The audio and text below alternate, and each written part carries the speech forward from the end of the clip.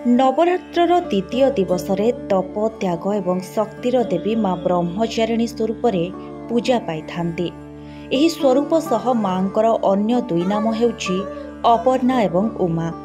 देवींकर एही रूप तपस्या तेजरे तेजदीप्त होइथाय। एकाग्र मनरे माँ को पूजा कले माँ को आशीर्वाद प्राप्त होइथाय। माँ ब्रह्मचारिणी निज भक्तों सबु मनस्कामना पूर्ण करिथांती। एही बेसरे माँ को डाहाण हाथरे मंत्र जपामाली एवं बाम हाथरे कमंडलू शोभा पाई।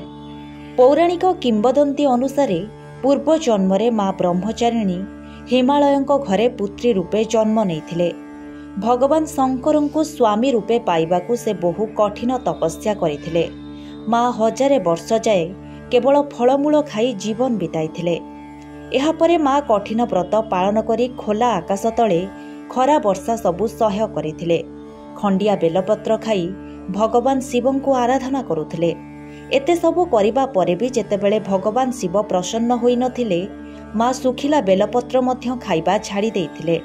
केते हजार वर्ष जाए निर्जला एवं निराहार तपस्या करथिले। कठिन तपस्या जोगु माँ अत्यंत दुर्बल होई पड़िथिले।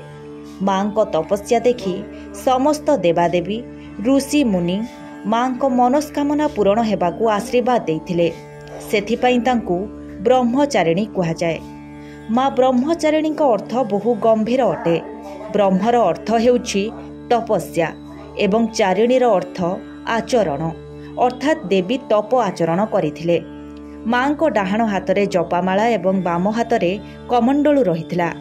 धार्मिक मान्यता अनुଯାयी माँ ब्रह्मचारिणी को पूजा करिले तप त्याग वैराग्य सदाचार एवं संयम वृद्धि पाई थाए। देवी को आराधना कले व्यक्तिर आत्मबल वृद्धि पाई थाए, जहाद्वारा जीवन में आसुथिबा संकट को से धैर्यर सह सामना करिथाए।